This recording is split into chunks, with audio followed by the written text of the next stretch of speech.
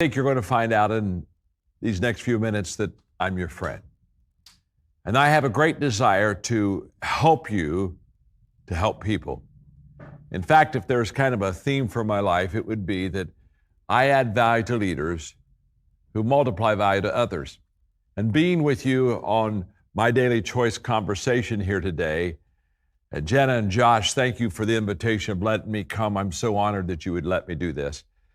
I'm going to be able to add value, I think, to you that will just absolutely multiply throughout your organization and help so many other people, because that's what we're really here for.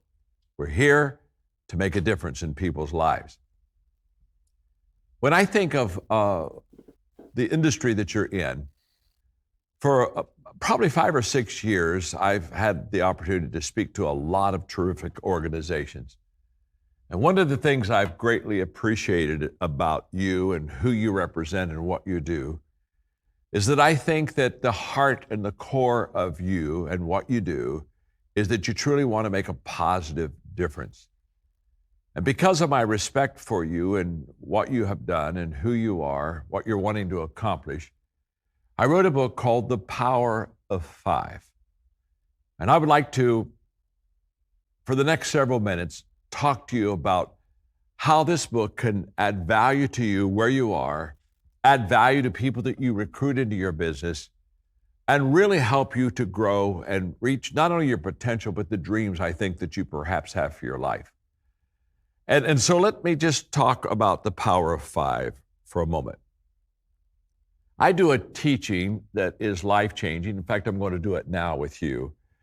That when I go into companies and organizations, they often say, just talk to us about the Power of Five, because this concept, this principle that I'm about to share with you has life-changing potential. So let me illustrate it, let me teach it, and let's build off of that foundation for our talk today.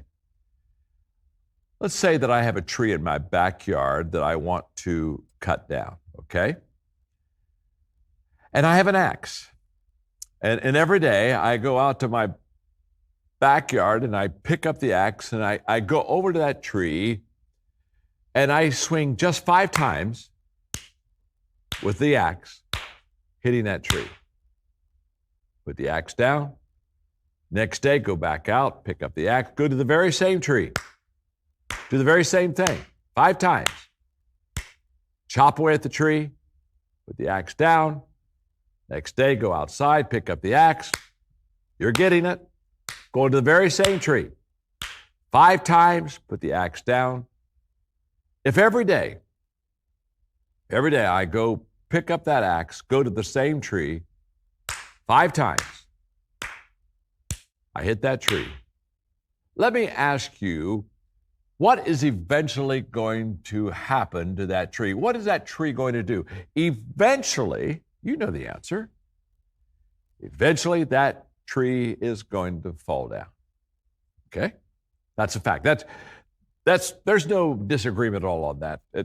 If I every day pick up that axe and go to the very same tree, and all I do is swing just every day, just 5 times, every day, eventually that tree will fall. Now, when the tree falls determines on the size of the tree. If it's a small tree, well, I don't know, maybe in a couple of months the tree would fall down. If it's maybe a big tree, maybe takes 3, 4, 5 years. But we know this. If every day I pick up that axe, I go to that same tree, and every day I just swing 5 times, eventually that tree will fall. That's what we know.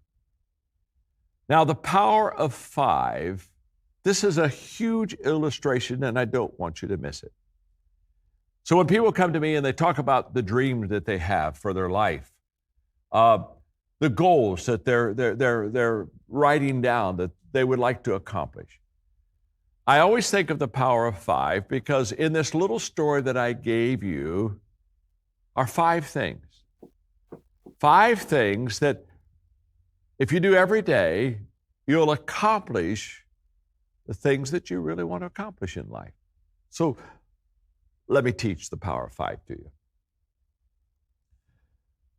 If I want to cut down that tree in my backyard there are 5 things that need to happen. Number 1 is I need to know what I want to accomplish. In this story, I want to cut the tree down. In other words, I must be very clear on my dream. I must be very clear on what I'm going to be committed to, my time, my effort, my energy, my money. I must be very specific. I must know what I want to accomplish. Cut the tree down. After you know what you want to accomplish, then the second part of the power of 5 begins to play into the game. After I know what I want to accomplish, the second thing that I must do is I must have the right tool to accomplish the task. So what tool do I have in my yard? I go out and I pick up what? An axe. Now, an axe can cut some wood, and so it's the right tool. I go to that axe and I swing 5 times. Now, what makes this swinging effective is I have the right tool in my hand. Let's just say, for example, instead of picking up an axe, let's say I picked up a baseball bat, and I went over to that tree, and I'm faithful, I'm diligent, I'm swinging 5 times. Can I tell you something? The tree's never going to fall. Am I working hard? Yes. Am I faithful, diligent? Yes. Well, why isn't the tree falling? Wrong tool. I've got to know what I want to accomplish, and then I have to have in my hands the right tool. Now, I'm going to stop here just for a moment to say, as a motivational teacher, I've realized that to help people, I need to provide the right tools for them. That's why I write books. That's why we have all kind of resources in our quiver to give you arrows to shoot at the goals that you're wanting to hit in your life, because we understand that the right tool is essential. And so when people tell me they're working hard, it doesn't do a lot for me unless I know that they're working hard with the right tool. The reason that I wrote the book, The Power of 5, was to give you a tool that would allow you to be very successful in your business, and it would also allow you to recruit other people and put that tool into their hand so they could get started right and they could be successful in their business. So back to the power of 5. Know what you want to accomplish. Have the right tool. The third thing that has to happen to have the power of 5 occur in your life is you have to take action. You see, if I know what I want to accomplish, cut the tree down, and if I have the right tool to cut the tree down, but let's say instead of, when I go out in the backyard, instead of picking up the axe and going over and swinging 5 times and taking action, let's say I just sat out on a porch and I sharpened the axe and said, boy, this is an important tool that I have, and I sharpen it. Maybe I shine the axe. Okay, now you're getting the picture. You know that as long as I'm sitting on the porch, shining the axe, sharpening the axe, that tree isn't going to fall. You see, I've got to do something with the tool that is in my hand. I've got to take action. You know, in the word traction, which means to be able to make movement towards something you want to accomplish, within the word traction is the word action. And there is no traction without it. So many times, we really don't take the action step. It's kind of like when we sit down and we begin to write out our dream and, well, this is what I would like to accomplish. This is what I want to do in my business. And we write the dream down. And we get all excited when we look at the dream. We talk about the dream. We've written the dream down. We kind of got a dream map for ourselves. But here's what we miss. We have to take action. That's why I tell people all the time, the reason that the dream is fun is because the dream is free. It's a very free thing to be able to say, here's what I want to do in the organization of My Daily Choice. This is, wow, I want to go to the top. Well, that's good. You see, the dream's free. The journey isn't. The moment you take movement, the moment that you take action, there's always a price to pay.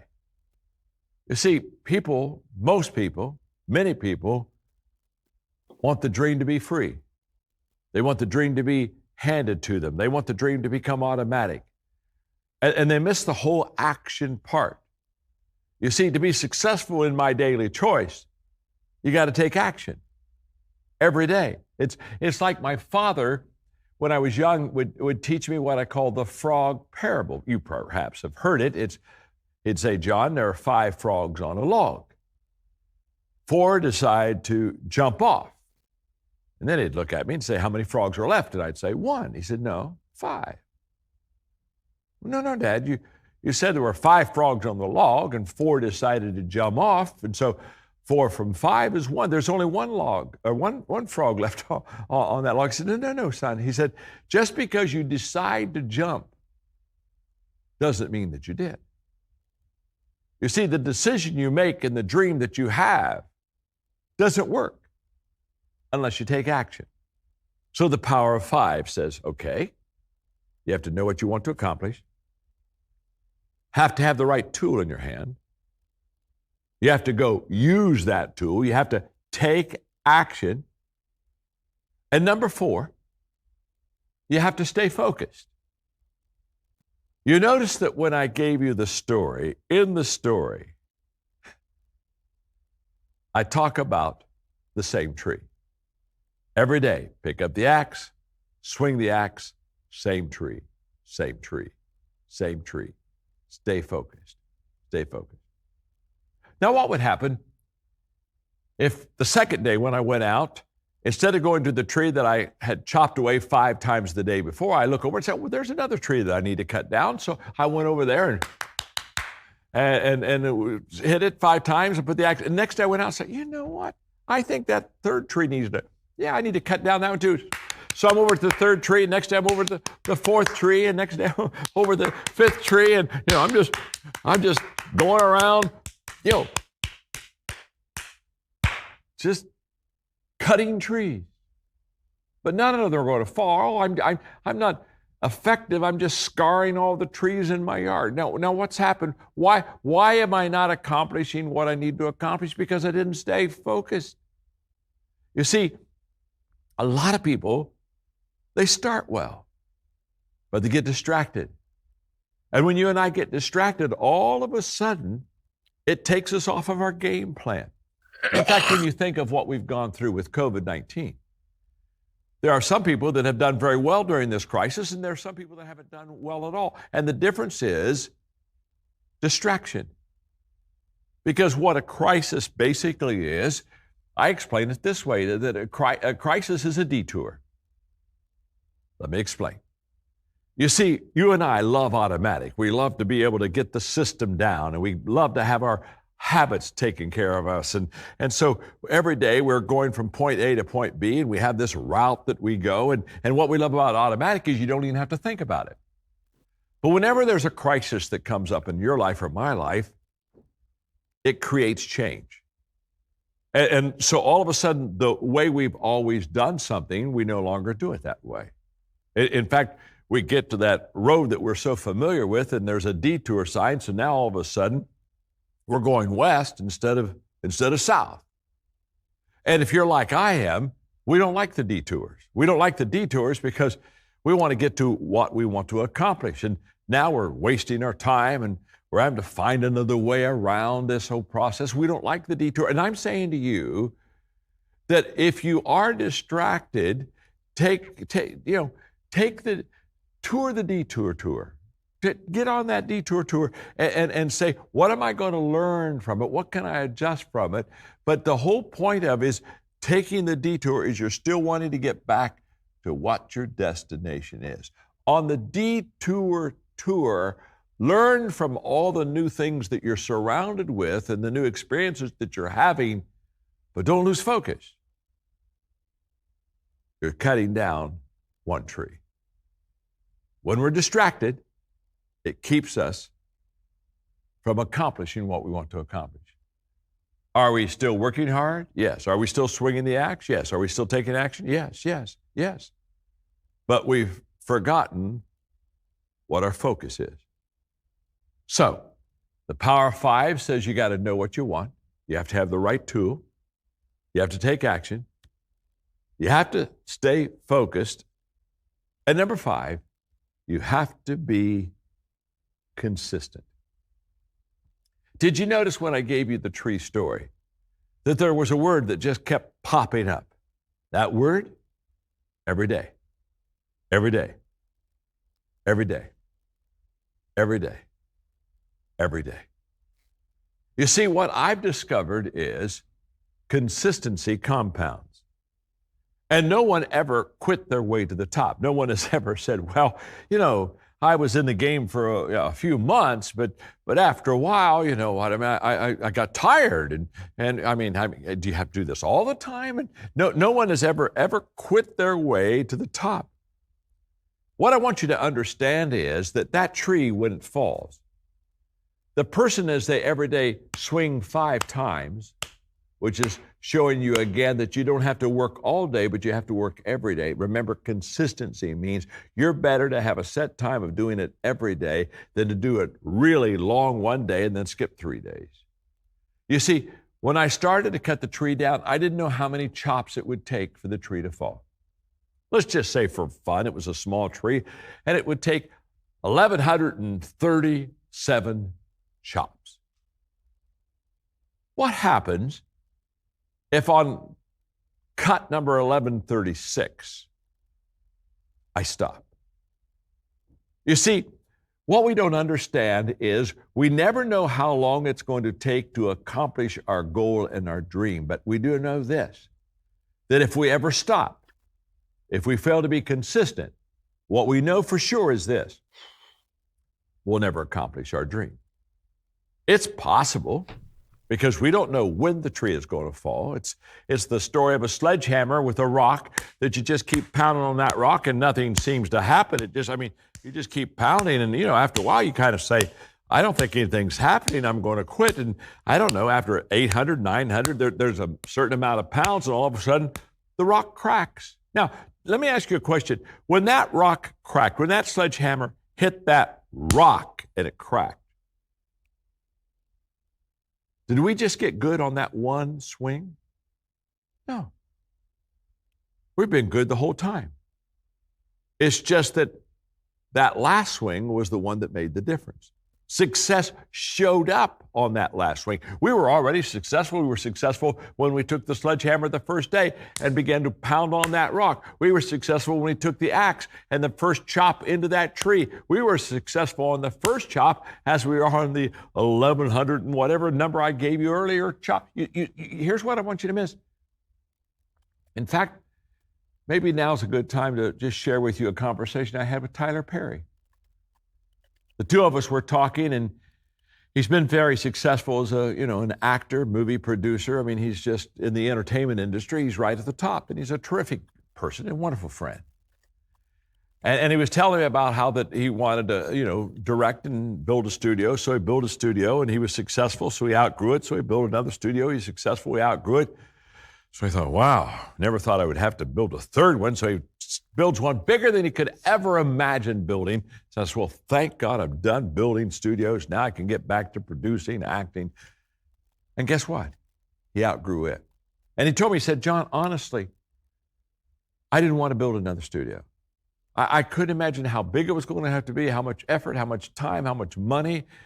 I really didn't want to do it. And he said, I spent a couple years just kind of fighting I just didn't want to do it.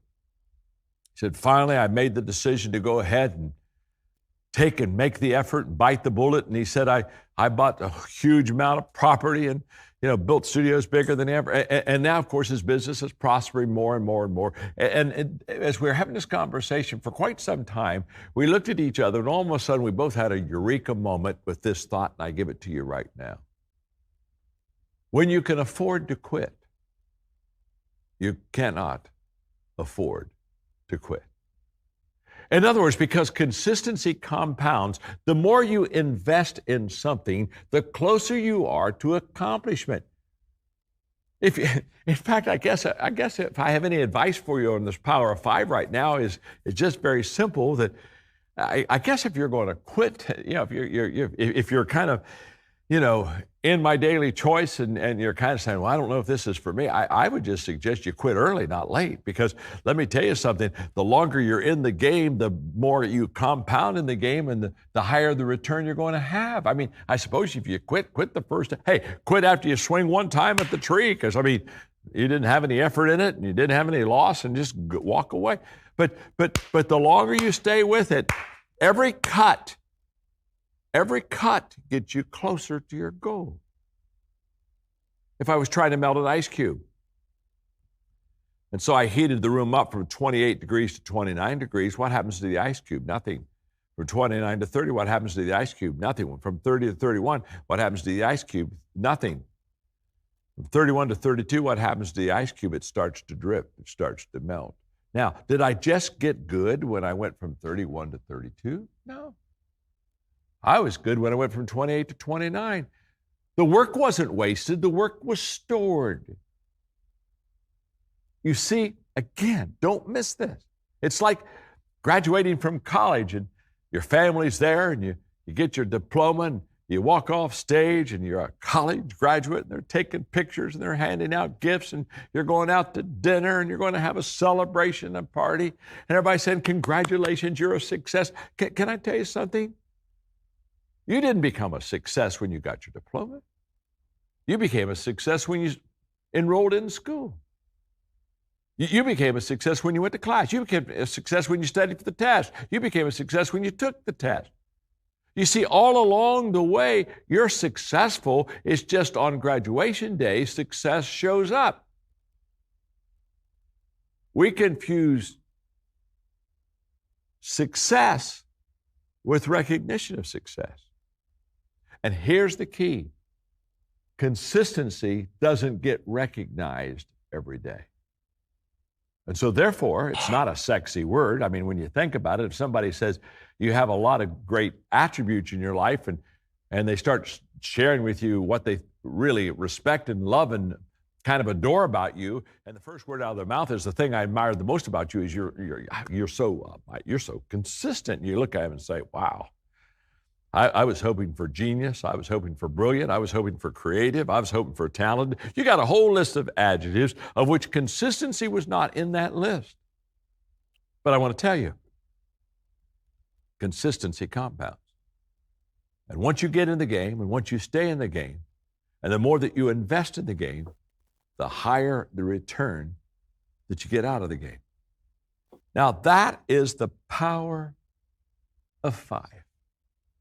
The power of 5 just simply says to us, if we know what we want to accomplish, if we have the right tool, if we take action, if we stay focused, and if we continually are consistent, we will be successful in my daily choice. That's a fact. That's not any theory to it. That's not a hope so, maybe so, could be, should be. No. The power of 5 will bring you success in your business. So, let's go to the second one, okay? Again, they're not in any order of priority. They're just 5 things that you need to do to accomplish great things in your business. The second one is about connecting with people. I want you to know that connection matters. Just like growth matters in your personal development, connection matters. The ability to connect with people. In fact, connection is the lifeblood. It's the foundation of leadership because the foundation of leadership is relationships. That's just a fact. In fact, when people talk to me about leadership, I define leadership very simple as leadership is influence. Nothing more, nothing less. So people come to me, they say, well, if leadership is influence, then how do I get influence? And I share with them, it's very, very simple. You get influence by developing good relationships with people. So many times in the area of leadership, people think of loneliness. In fact, we hear the expression that we think is a leadership expression when people say, well, it's lonely at the top. I don't think so. Let me just say this. If it's lonely at the top for you, you're not a leader. You may be a hiker, but you're not a leader. Because leaders are surrounded by people. If leadership is influence, if you're at the top, there ought to be a whole bunch of people at the top with you. In fact, if you're top all alone, well, probably, to be honest with you, you have a personality disorder. You lack emotional intelligence, that's probably for sure. But if you're lonely at the top, here are my suggestions. Get off the top. Go down in the valley, find the people. Because here's what I know. Connecting matters because leaders find their people before they lead their people. And to find people, that means that as leaders, we go to where they are. You see, there's a mistaken idea that if we're the leader, we're at the top of the mountain, we're up there, we're saying, come on up the top, come on, I'm up here, you can get to the top too, come on up, I'm waiting on you. No. If you're at the top all alone, you go down. In fact, you don't go to the top without people. And you slow your pace because you're bringing people with you. And it's okay. What you're doing is you're saying, I'm going to the top, but I'm not going to the top alone. You want to come with me? And you start gathering people and you start slowly bringing them to the top. There are several laws that I've written about in the 21 Irrefutable Laws of Leadership, but there are a couple I want to mention to you right now. One of them is the law of connection, which basically says leaders touch a heart before they ask for a hand. I like that law. It's true. You connect with people at the heart level before you ever ask them to join your team and help you. Another law is the law of buy-in, which basically says people buy into the leader before they buy into the vision. I have leaders all the time say, I've got this vision. What do you think? Do you think the people will follow me? And I look at them and say, they'll follow you not because of your vision. They'll follow you because they connect with you and you connect with them. Do they like you? If they like you, they'll follow you with your vision. If they don't like you, they won't follow. So every day I do 5 things that helps me to connect with people. This is so simple, but this is so life-changing. And I want to give you those 5 things because, again, these are just connecting principles, connecting practices in your life that will allow you to be successful in connecting with people. And when you connect with people, they'll join your team. And when they join your team, they'll buy into your vision. And all of a sudden, you can build a team. But you have to do it through connecting with others. So there are 5 things that I do every day. Does that sound familiar by now? We're talking about the rule of 5, the power of 5. We're talking about consistency, how consistency compounds. Well, here's one of those 5 things that I do every day. This would be on 5 things on connecting with people that will really help you to tighten that relationship. And the 5 things I'm going to share with you, you can do.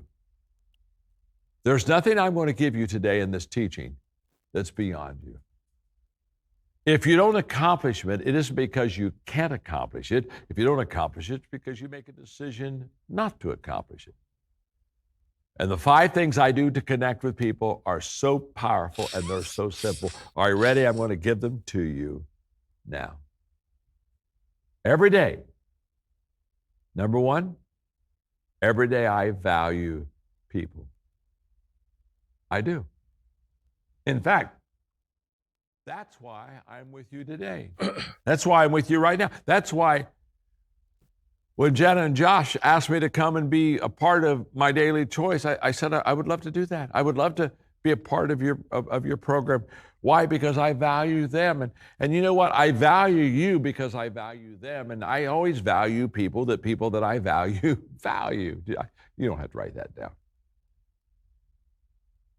But every day, I value people.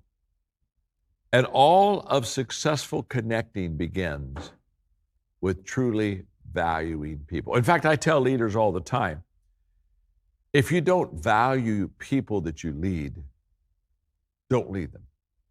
Because if you don't value the people that you lead, to be honest with you, you'll begin to manipulate them. You'll begin to take advantage of them. And that's never good. That doesn't work. So every day I value people. I value you. In fact, in my coaching company, we have a statement that I love. It'll work for you. We are people of value who value people and add value to them. The foundation of connecting with people is to have an appreciation and a value to them. You see, when you value people, they come toward you. When you devalue people, they remove themselves away from you. So every day, number one, I value people. Number two, every day, I think of ways to add value to people. The moment that I value you, I begin now to come alongside of you and say, now, how can I add value to you? Because you add value to people that you value, just like you don't add value to people that you devalue. So now that I value you, every day I'm thinking, how can I add value to you? When I realized that I was going to have the opportunity to be part of your conference and address all of you that are part of My Daily Choice, the first question I asked myself is, okay, how can I add value to you? And I began to think ahead. What can I say? What illustrations? What teaching can I give you that will just add value? What can I put in your hand? Hey, where's the axe that I can put in your hand so you can go cut that tree? Where's that right tool? The Power 5. What can I do? I'm thinking about how to add value to you. When I was writing the book Intentional Living, I was really working with my grandchildren. We have 5, of helping them to understand that every day they had to be intentional in how they connected and related and valued people. And so I had kind of a practice that went on for almost a year. Whenever I'd be with the grandchildren, I would say, okay, now what are you going to do tomorrow to add value to people? What was I doing? I was teaching them to think in their minds, I'm going to be with some people tomorrow. Who am I going to be with? Well, I'm going to be at school, so I'm going with my school friends. Okay, what am I going to do intentionally to add value to them? I'll never forget, my youngest grandson was James, who was 9 at the time. And one evening we're having dinner, and he looked at me and said, Papa, when I go to school tomorrow, I know how I'm going to add value to my classmates and to my teachers. I said, what are you going to do, James? He said, I've decided tomorrow to open the door for people, so that whenever I'm close to a door and somebody's getting ready to walk into it, I'll rush over there, I'll open up the door. And not only have I decided to open the door, but he said, I've decided that I'm going to smile and say, have a good day. I said, James, I love that. That's intentional. You're thinking ahead of how to add value to people. I love that, James. Do it, buddy, do it. The next evening, he called me on the phone. He was so excited. He said, Papa, I had a great day. I said, you had a great day? Oh, he said, I had a great day. He said, remember I talked to you about opening the door for people? Yeah, I remember. Remember I told you I was going to not only open the door, but I was going to smile and say, have a good, yeah, I remember, James. He said, Papa, I had a great day. He said, today I opened 47 doors. 47 times. Think about it. 47 times. I'm going in and I'm opening the door for people, and I'm smiling, and I'm telling them to have a good day. Now, this is incredible. Now, James is 9 years old, and he already understands that he intentionally, in connecting with people, needs to think ahead of how he can add value to people. This has been a practice in my life for years. Whenever I'm going out to lunch with a person, whenever I'm going to meet with any person, the first thing I do is I ask myself, okay, what can I bring to the table? What can I share with them? And I think ahead of how I'm going to add value to that person, how I'm going to add value to you. Now, every day I value you. Every day I think about how I'm going to add value to you. Thirdly, every day I look for ways to add value to you. When I'm with you, now, guess what I'm doing? I'm looking for ways to add value to you. Now, we discover what we intentionally look for. That's why it's possible for two people to be in the same room with the same people and see things entirely different. We see things and we see people not as they are. We see things and people as we are. So, If I'm intentional in wanting to connect well with people and add value to people, guess what I'm going to look for? I'm going to look for ways to add value with people. I'm going to look for ways to add value to you when I'm with you. And guess what? I'm going to see those ways. Now, how am I going to see ways to add value to you when I'm with you? It's because I'm intentional and I'm looking for those ways. Just like if I wasn't looking for those ways, guess what? I wouldn't find or think of any ways to add value to you. That's why you have to understand that this idea of connecting has a lot to do with being very intentional. Valuing people, thinking of ways to add value to people, looking for ways to add value to people. Number 4, doing things that add value to people. It goes back to that statement of action that I talked about earlier when I said you got to go swing the axe. I'm now with you, and so I'm taking action. I'm doing things that add value to people. In fact, every morning I look at my calendar, I look at the people I'm going to see, and I ask myself a simple question: what am I going to do to add value to those people today? What am I going to do? And I get a game plan. At the end of the day, I ask myself another question: what did I do today to add value to those people? Those are the bookends of my day. In the morning, what am I going to do to add value to people? In the evening, what did I do to add value to people? And number 5, this is all, again, in the incredible power of connecting with people. This stuff really works. Every day, I encourage others to intentionally add value to people. In other words, that's what I'm doing right now with all of you that belong to this incredible organization of My Daily Choice. I'm encouraging you right now in your life to ask yourself, can I do those 5 things? Do I value people? Can I think ahead of how I'm going to add value to people? Can I, when I'm with them, look for ways to add value to people? And can I make sure that I do things that add value to people? And how do I encourage my team to add value to people? I would encourage you to get with your team and discuss these 5 ways of connecting with people and develop yourselves as, get a game plan. And I think what would be absolutely incredible is for you to sit down in that process and begin to share with each other how you're intentionally adding value to people. I think I want to say one more thing about connecting before I continue to go on, because there's just so much to say. I think that I want to say to you today that if you came and walked beside me and as we walked, we talked about my life and success. And you said, John, how did you get there? And I already shared with you that I'd have to point to personal growth as definitely a key to expanding my world. I think I would have to say to you that I started my journey off, my career journey, in my case, my ministry journey, knowing that every day my calling was to add value to people. My calling wasn't to make money. My calling wasn't even and back then, to increase influence. My calling was just to add value to people. What I didn't understand is that as I added value to people daily over years, consistency compounds. And so today, when people look at my life, they say, John, it's incredible the success you have and the places you've gone and positions you've held. And I would just say, it's still as simple today as it was when I began. Don't miss this. You never out-success yourself till one day you say, you know what, I don't have to connect with people anymore. I don't have to grow anymore in my life. I've already had it made. I'm where I want to be. No. The same goal I had 52 years ago, I have today. Every day, add value to people. If you do that, you're going to discover very quickly that connecting really matters.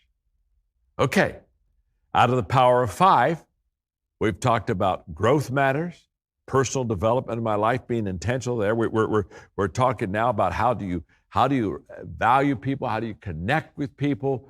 People are going to buy into you before they buy into the vision, the dream, the team, whatever. By the way, the more that they buy into you, the more they'll buy into Daily Choice. It just happens that way. You sell yourself, you can sell anything else. But the first thing you do without selling yourself first is add value to people. Be sure to be the first giver.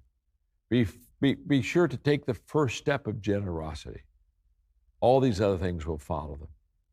Okay, there's one more that I just want to talk about briefly on the power of 5. You've been such a great audience. Thanks for listening to me for a long time. I'm telling you, I applaud your kindness to me, your patience, and I hope that I'm just pouring things into you that are adding value to you, that are making a difference for you in your life.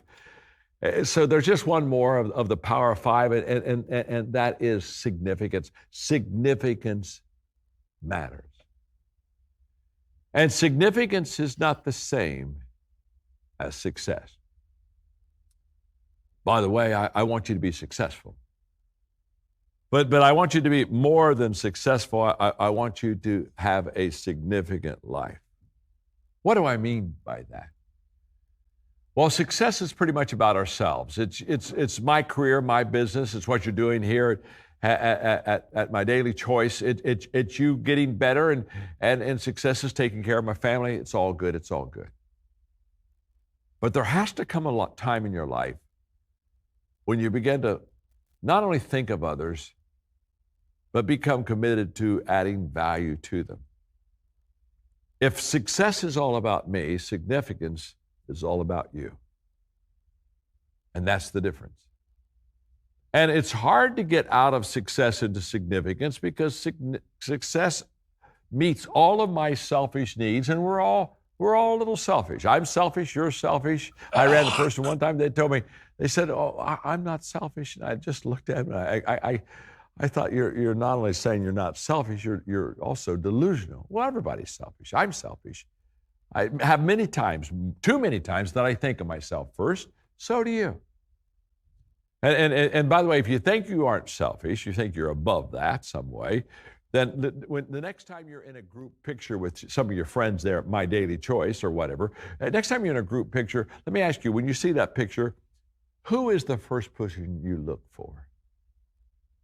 And how do you determine if it's a good picture? You look for yourself, and when you find yourself, if you look good, you say, good picture. And if you don't look good, you say, oh, my, let's do it again. Do it. You had your eyes closed. Let's do it again. You see, you determine if the picture is any good, not based on what the rest of them look like. It's based on what you look like. Why is that? Because we're naturally selfish. Now that I said that, wow, I want to challenge you. I want to challenge you to begin thinking about living a significant life. And the journey of significance is very simple. You can take this journey. I've taken it. I invite you to join me in taking it. You see, when I was in my 20s, for a Christmas gift, I got a book. I unwrapped, took out the Christmas paper, and the title of the book was The Greatest Story Ever Told. I thought, wow, I love to read, and this is the greatest story ever told. This has got to be amazing. I opened up the book, and much to my surprise, as I opened up to the middle of the book, the pages were blank. I just started going through the pages. They were all blank. And the person who gave me the book, I said, well, I don't understand. It says the greatest story ever told, and there's no story. The pages are blank. And her name was Eileen. She said, we'll turn to the front page. And I turned to the front page, and she had written me a note, and the note said something like this: John, your life is before you. You fill these pages with matters of your heart, with your best dreams, with your highest thoughts. You write the greatest story ever told. Wow. I took that book home, and the next morning on page 1, I started to write the greatest story ever told. It was my story. And I started on that first page by saying and writing, I want to make a difference. My first thought was, I really want to make a difference. I didn't know how I was going to make a difference. I didn't know when I was going to make a difference. I didn't even know why I wanted to make a difference, but I just knew I wanted to make a difference. And day after day, I wrote my story and my dreams in that book. And my journey of significance is just very simple. It's like this. I give it to you. I give it to you with love, and I give it to you with a real sense that you are going to write the greatest story ever told. And by the way, no one else can write this story but you. Don't let someone else write the story for you. You write it. You have the purpose. You have the calling. You have the opportunity. You write your story and make it the greatest story ever told. What I wrote was something like this. I want to make a difference, doing something that makes a difference, with people who want to make a difference, at a time when it makes a difference. If you can go through those 4 phases, you'll live a significant life. In January 2021, I'm going to have a book that talks about those 4 phases. It's going to be called Change Your World. It's a book that will help you live a significant life. It'll help you be successful in life, but it'll help you be much more than successful. You see, I know a lot of successful people, to be honest with you, they're not all happy.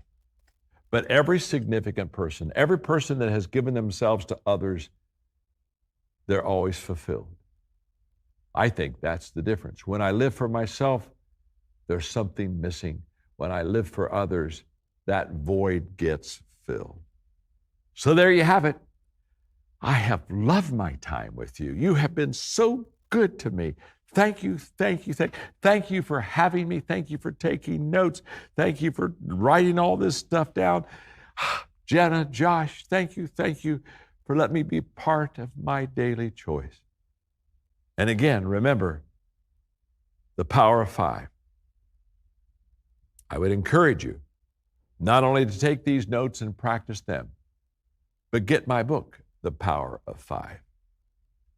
Growth matters. Connection matters. Mindset matters. Leadership matters. Significance matters. You do those 5 things every day consistently, and your life will matter to more people than you could ever imagine. God bless and good luck. And by the way, my name is John, and I'm your friend.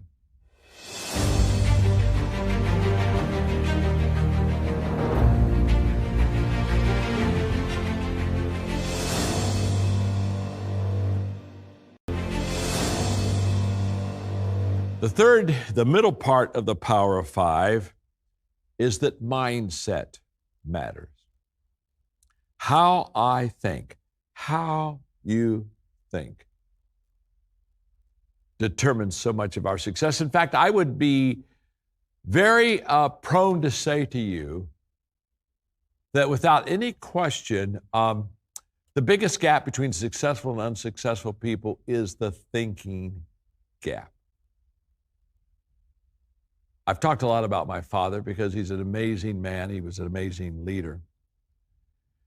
When he and Mom celebrated their 50th anniversary, our whole family went to Hawaii for a week to celebrate with them. And one night, everybody had gone to bed except Dad and me, and we were talking. And I said, Dad, you have such an incredible positive attitude. Your thinking is so unbelievably contagious with people.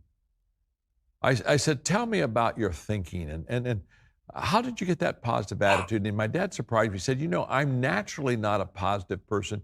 He says, I'm melancholy. I think I'm naturally a little bit bent toward cynicism and maybe a little bit of negativism. I said, wow, you sure don't show that. And he said, well, I don't show that because he said, well, let me tell you a story.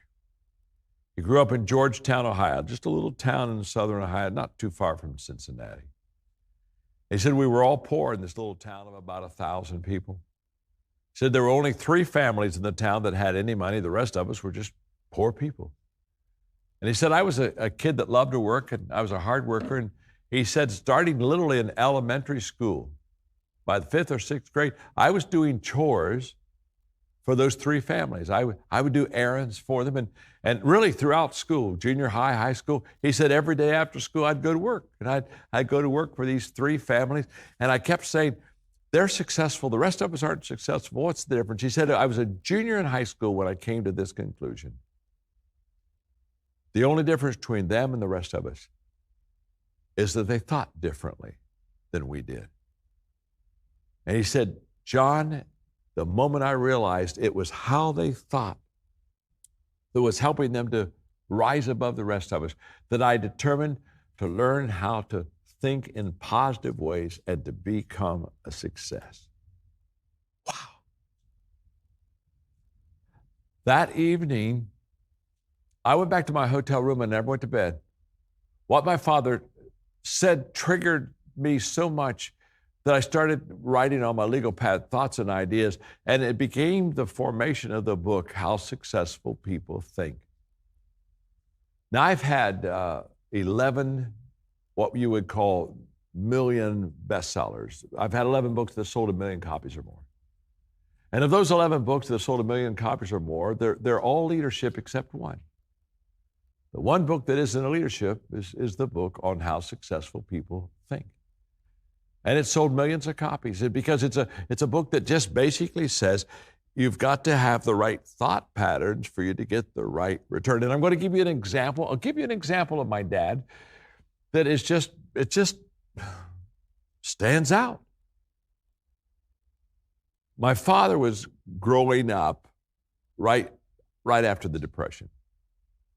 And it was a very difficult time. Men were out of jobs, and pretty much every day there was no work to go to. They went to the food line, and they waited in line for them to get food for their family for the day. And my father, who was in that environment, in that same town, he didn't go to the food line every day, but every day he would go to a different store in his little town, and he'd introduce himself, and he would say, I know that you can't afford me to work, and I like to work, so I would like to offer you a free day of work. And the store owner, maybe at the hardware store, would say, well, what do you mean by that? He said, well, I like to work, and so can I just work for you for free today? You won't owe me anything at the end of the day, but I'd like to help you. Are there some things you need to have done in the store that you haven't been able to get to? And the owner would say, now listen, you got to understand, son, because my father at that time was just in beginning high school. He'd say, well, now you have to understand now. I can't pay you. I know, Dad said, just let me work for you. And Dad would work hard all day, and at the end of the day, he'd come by and he'd say, well, thank you for letting me work today, and shake his hand. And my father was a hard worker, and inevitably, whoever was in charge of the store would look at him and say, wow, thank you. You really helped us today. I'm sorry I can't pay you. And my dad would look at him and say, it's okay. I'm glad to help you. And then he would say, if at any time you ever are financially able to maybe hire somebody part-time, would you think of me? And he'd give him the contact information, and he'd walk away, and the next day go to another store and do the same thing, and another store and another store. He did that for a month. And by the end of the month, my father had 3 part-time jobs. Everybody else is in a bread line. My dad's going to work. Now, what was the difference? Same town, same time, same environment, but different thinking. And I'm here to tell you that when it comes to our thinking and our mindset, sometimes I just wish that, we could, have a zipper on our head, and you could reach in and pull out that mind and kind of scrub it up and wash it up a little bit and just kind of get your mindset right, because I can promise you, the moment that you begin to think correctly, everything begins to change in your life. One of the books that I wrote is a book called Intentional Living. And if you're going to be an intentional person that lives, one of the things you're going to have to do is you're going to have to be intentional in your thinking. No one ever intentionally lived without thinking first. So thinking precedes intentional living. And in that book, I talk about the fact that everything worthwhile is uphill. So to To be successful in life, you have to be intentional because you could only climb uphill intentionally. You don't coast uphill. You don't accidentally get uphill. You have to be intentional. You have to think. You have to plan. You have to give energy. Now, if you're going downhill, you don't have to do any of that. But everything worthwhile is uphill. All of your dreams, all your hopes, they're all uphill. So we have to be intentional in our thoughts. One of my mentors was Robert Schuller. And Robert Schuller had that great expression that tough times never last, but tough people do. And I think that's an incredible thought for us right now during COVID-19, and the fact that our attitude is the difference maker. Now, attitude isn't everything. I have people coming in their life and they'll say, well, attitude is everything. And if you can believe it, you can achieve it. Those things aren't true. Those are all said by motivational speakers, but it's not true. Attitude isn't everything. Attitude will not replace competence. If you're not a competent person, you may have a positive attitude, but you may lose your job. Now, the good news is if you lose your job, you'll still, I guess you'll be happy. You say, well, I've got some free time now. But attitude isn't everything, but it's the main thing. It's the difference maker, and it's the difference maker in all things being equal. If you've got to choose between two people to hire, all things being equal, experience, education, giftedness, but one has a good attitude and one doesn't, who are you going to hire? You're going to hire the person with a good attitude. Why? Because it has become the difference maker. And one of the attitudes I think that people have that really helps set them apart and helps to make them very, very successful is this. I choose to believe in myself, and I choose to believe in my purpose. Now, I know people who believe in themselves, but they don't believe in a purpose. They don't even have a purpose. I know people who believe in their purpose, but they don't really believe in themselves. And I just want to help you here that both personal belief, believing in yourself, and purpose belief, believing in what you're doing, they have to kind of rise together. Let me explain to you what I mean. If I have low personal belief, I don't really believe in myself. And at the same time, I also have low purpose belief. In fact, I probably don't even have a purpose. What's the result of that? Low personal belief, low purpose belief. What's the result? It's very simple. I won't get started.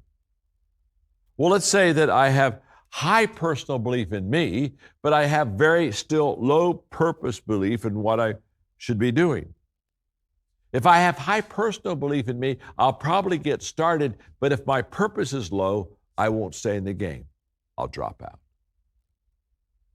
Well, what happens if I have very low personal belief, low self-esteem, a low sense of self-worth? Let's say my personal belief is low, but my purpose belief is high. Well, what that means is that I'll never accomplish my dream. And the reason I'll never accomplish my dream is not because I lack purpose, but I can't see myself accomplishing the dream because my personal belief is not high enough. You see, I know a lot of people that have great purpose, but because they have a low personal self-esteem, they sabotage themselves. And on their way to success, they make sure that they fail so they'll never have that success. You see, this type of thinking I'm talking about now is I believe in myself, high personal belief, and I believe in my purpose, high purpose belief. Now, when both of those are high, let me tell you what will happen. You will reach your game. That's a fact. And it all begins with how we think. I was doing an interview a couple of years ago in one of our companies, John Maxwell Company. We have a program that's an executive program where once a month I talk to a CEO on a phone, and those in the program, they join with us. And the CEO usually is well known, and in this case, it was the CEO of the second largest tech company in the world. And what happens, the CEO gives about 20 minutes of best practices, what he or she is doing in the business to make it successful. And then I do leadership application off of what they share. And then I ask a few questions. And then I open the lines, and the rest of the people on the executive call, they open the lines too. So here we go. You got the picture. So I'm talking to this CEO, and I'm asking the question, and this is, again, how a person thinks. I asked him, I said, let's talk about your mistakes. Let's talk about your failures. Let's talk about the things you'd like to do over. I mean, you like to go back and do them over. We call them do-overs. I said, talk to me about your do-overs. Well, if you could go back and, correct your, decisions, your mistakes, your failures, what would you do over? And what he said that day was incredibly life-changing and powerful. He said, well, John, he said, first of all, I've made a lot of mistakes, had a lot of failures, made some wrong decisions. But if you really gave me the choice to go back and do any of them over, I don't think I would go back. And I mean, I'm quiet on the phone. Everybody's quiet on the phone. And there's just kind of like this, 15-second pause. It's almost like we've been disconnected. And the process of being disconnected, we aren't at all. It's just that we're all surprised because he's saying, I wouldn't go back and do any of them over. And I said, well, what do you mean? I'm not sure I understand that. He said, well, let me explain. He said, I've had some mess ups. But he said, what I learned in my failure. Now, this is thinking correctly. In other words, he thinks that failure is a learning tool. He said, what I learned in my failure taught me so much more than what I would have learned if I would have been successful. He said, most of my important wisdom and vital lessons of life have been learned out of my setbacks and my failures. And he said, I've got such wisdom out of making mistakes and learning from them.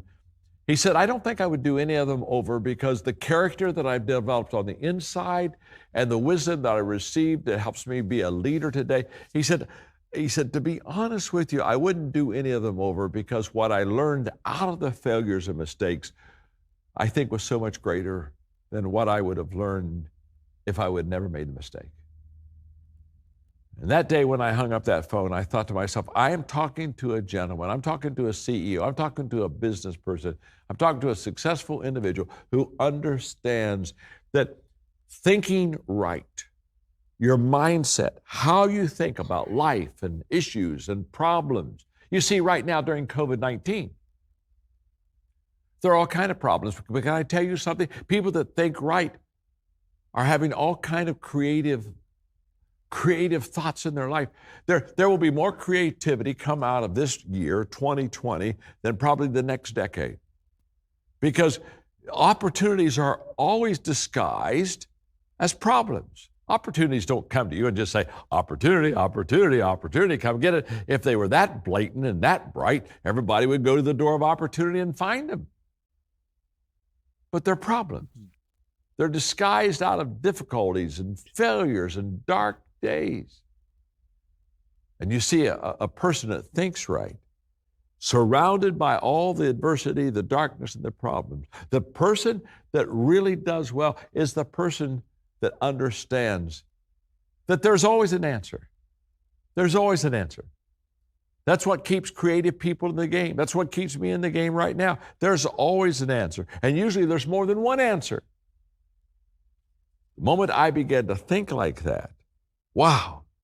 Then I go from asking the question, can I? That question, by the way, just looks for excuses. Well, can I do that? Well, I don't know. I'm not sure I was born at the right time. I'm not sure I'm in the right organization. Can I? You need to switch from can I in your thinking. You need to go from can I to how can I. You see, the moment I go from can I, which looks for an excuse, to how can I, now you've already said, I'm going to do it. I just got to figure out how I'm going to do it. We aren't even considering excuses. And remember this, the best excuse is the worst excuse because you buy into it. It's all in mindset. Mindset matters. Okay, mindset matters. It sure does. No question about that. But there's a fourth part of this power of five. And of course, you would expect me to talk about this briefly to you today, and that is leadership matters. Everything rises and falls on leadership. That's a fact. When I realized as a young man that everything would rise and fall on leadership, I felt called to help people learn how to lead. Now, when I wrote my book, the best book I've ever written on leadership to mentor people, yourself and others, is Developing the Leader Within You 2.0. And when I wrote that book, it was a breakthrough book because I said in that book, you can learn to lead. Up until that time, people thought that you were a born leader or you weren't a born leader and you either had it or you didn't have it. And I said, no. Since leadership is influence, you can learn to increase your influence. If you learn to increase your influence, you learn now to increase your leadership. So you can learn to lead. And out of that, and out of the 21 irrefutable laws of leadership, came what we call the law of the lid. And when I talk about leadership matters, this one little illustration will just help me, and that's all I need to give you to help you to understand the importance of leadership in your life, the importance of leadership in my daily choice. It's everything rises and falls on leadership. The better you lead, the more successful you'll be in that business. So here's the law of the lid. Let's say that this left hand represents my leadership lid. Now, my leadership lid this is how well I lead. This is my leadership skill level, okay? So this is my leadership lid. Now, whatever this lid is, this is the lid that keeps me from doing better, going higher, and being more successful. Because if this is my leadership lid and this is my business, my daily choice business, my daily choice will come under my leadership lid. Never go higher. It can't. There's a leadership lid on it. My leadership determines the size of my business. That's why we call it a leadership lid. So if from a 1 to a 10, let's say I'm an average leader, I'm a 5 as a leader, that's my leadership lid. What that means is my business at Daily Choice, it's going to be a 4. And let me tell you what it's not going to be. It's not going to go above that lid and become a 5, 6, or 7. It can't. The lid determines the size of the business. Your leadership determines how successful you're going to be in My Daily Choice and in every other area of life. Okay. When I'm doing Q&A, boy, I'd sure love for us to all be together. Maybe someday that can happen and for you to ask some questions. One of the questions people ask me often is they'll say, John, are leaders born? And I whenever they ask me that question, I look at them and say, well, of course they are. Of course they are. I've never met an unborn leader and don't particularly want to either. Now, what they're asking is, again, are some people they're born, they got it, and some people they don't got it. Now here's what's incredible. You can grow your leadership. You can become a better leader. In fact, the reason I'm so passionate and I've taught leadership for over 50 years and written all these books on leadership, and I'm doing this conference with you right now, is because I'm passionate about you becoming a better leader. Now, here's what's beautiful. If you can grow your leadership, you can lift your lid. So let's go back to the fact I'm a 5 as a leadership lid, so my business is a 4, but I can get better, I can grow, I can learn. And I can go from a 5 to a 6. Maybe I can get to a 7. Every time I develop and grow my leadership lid and it goes higher, guess what I do now for my business? I lift the ceiling so my business can go from a 4 to a 5 to a 6. My business will follow my leadership lid. Always has, always will. That's why I look at every one of you at My Daily Choice and say to you, if you really want to grow your business, do what I did when I was in my 20s. I began spending an hour every day on leadership, learning leadership, practicing leadership, and lifting my lid.